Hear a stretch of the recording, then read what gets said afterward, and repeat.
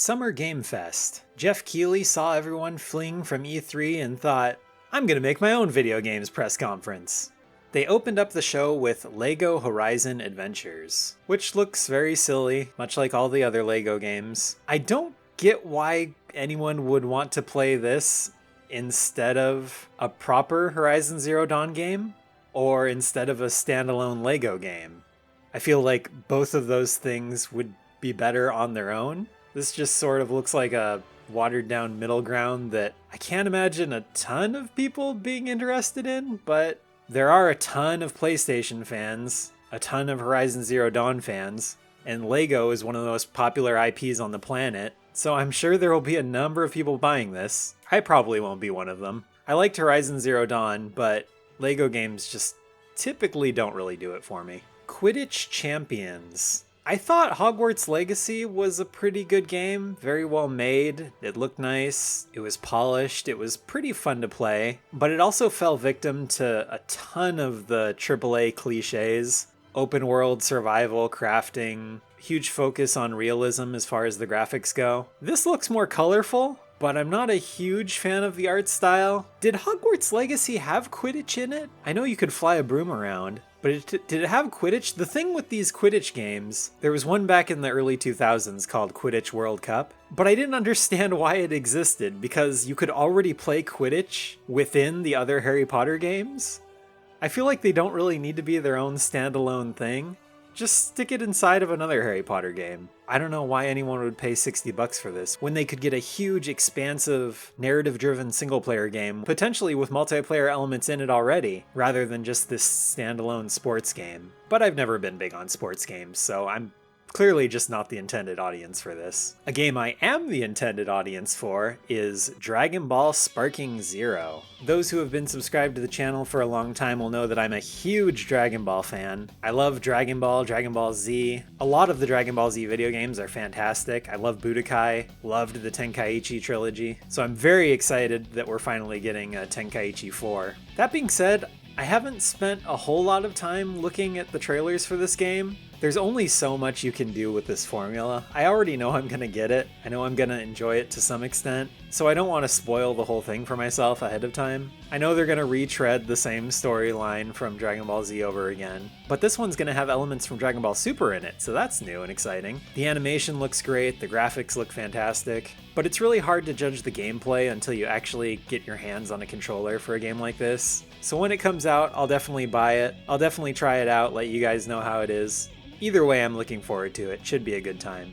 Hopefully the loading screens aren't as long as they were in Xenoverse 2. The loading screens in that game were just so annoying, especially on Switch. Blumhouse Games. So I didn't realize this, but Blumhouse is the driving force in horror, producing over 200 movies and television series with theatrical grosses of almost $6 billion in global box office. They're home to the highest number of ongoing franchises of any studio, including Halloween, The Purge, The Black Phone, Paranormal Activity, The Exorcist, Insidious, Megan, and Five Nights at Freddy's. So it's a movie studio, right?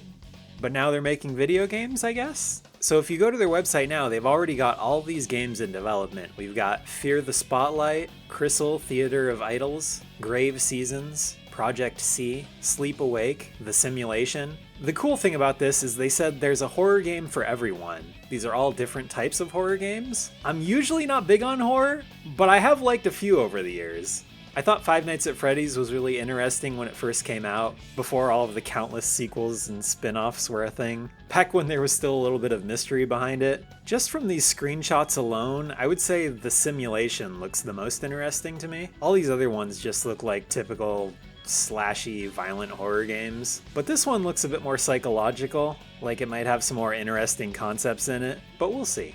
Mighty Morphin Power Rangers, Rita's Rewind. That makes it sound like a remake. Is this a remake? Rita's Rewind is a retro-inspired action game based on the famous television show. The game promises a fresh adventure with an original storyline that both respects and remixes the lore with scenarios and gameplay that will be both familiar and new to MMPR fans. So it is a new game, just retro-inspired. That's cool. I wasn't a huge Power Rangers fan back in the day, but that opening song is just so iconic.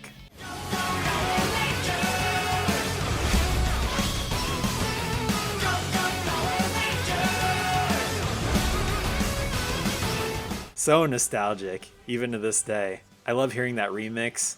These old Mighty Morphin Power Rangers suits are so cool. I like the idea of Power Rangers, even though I wasn't a huge fan of the show. And these multiplayer co-op beat-em-up games are always fun, as long as you have people to play them with. So even as someone who's not a Power Rangers fan, I could see myself trying this one out eventually. Especially since it has 5-player co-op, there aren't a whole ton of games that allow you to play co-op with 5 people. I'm assuming it's local co-op.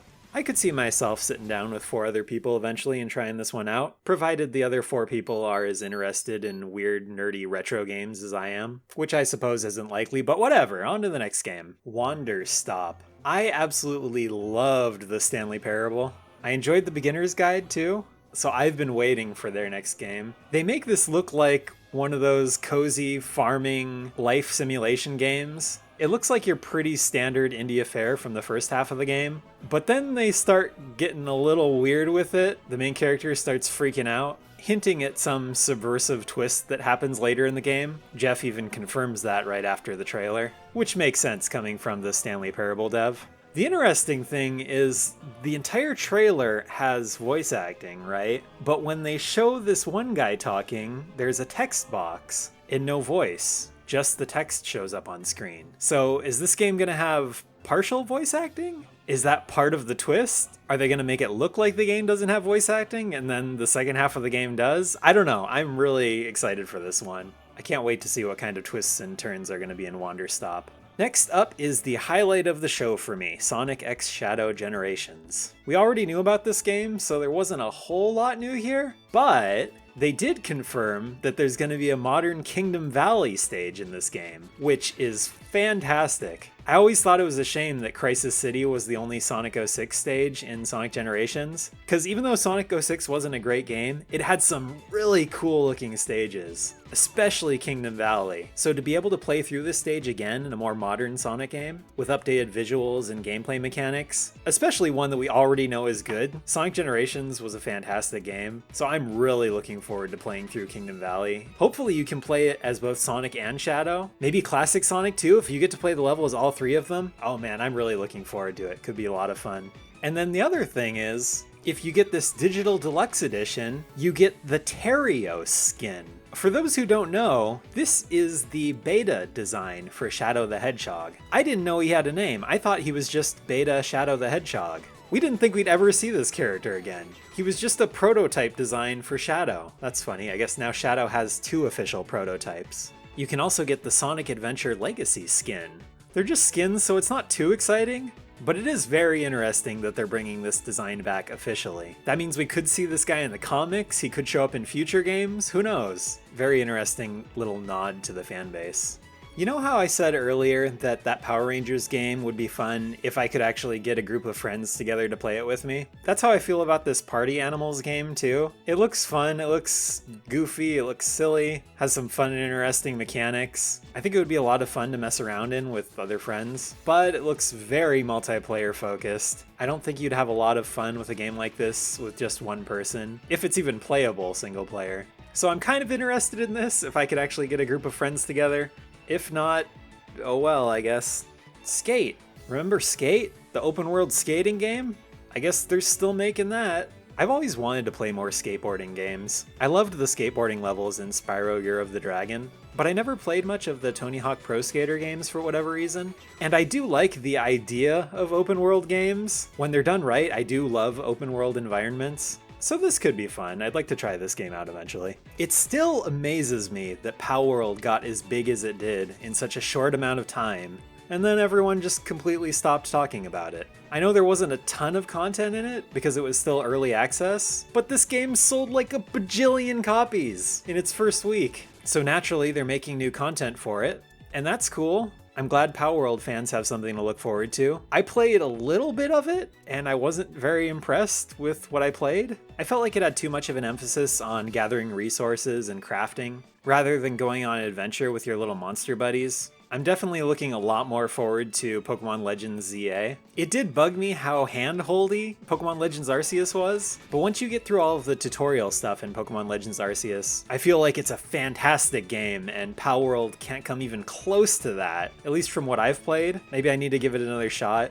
I like the idea of Pal World. I feel like Pokemon with guns could be fun, especially in a big open world like this. But so far, the way they've executed on it just hasn't really struck a chord with me. And funny enough, the last thing that interested me with the Summer Game Fest this year was not a video game. It was this trailer for Inside Out 2 that's got a video game guy in it. I guess that's the reason we're going with as to why this is here. I heard that Disgust had a new voice actor, but in the other trailers I've seen, she didn't have much of a speaking role, so it was kind of hard to tell. In this, it was surprisingly obvious. It's weird how different her voice is in Inside Out 2 compared to how it was in Inside Out 1. I don't know if I'm a huge fan of the new voice direction, but I did love the first Inside Out. It's honestly one of my favorite movies of all time, so I am really looking forward to the second one, and it's cool that there's a little nod to gaming in it. I still think it's going to be a really good movie. Not sure why it was at Summer Game Fest, but I am looking forward to it. So that's about all I cared about at this year's Summer Games Fest. There was also this thing with a guy in a chicken suit and a trailer for the new Monster Hunter. So if you were looking forward to that, congrats, I guess. What did you think of this year's event? Did anything stick out to you? Looking forward to anything in particular? Let me know in the comments. Also going on this week is Steam Next Fest, where you can play a ton of new and exciting demos for indie games. I did a preview video on that, so if you're interested, click the link on screen or in the description below. Thanks for watching.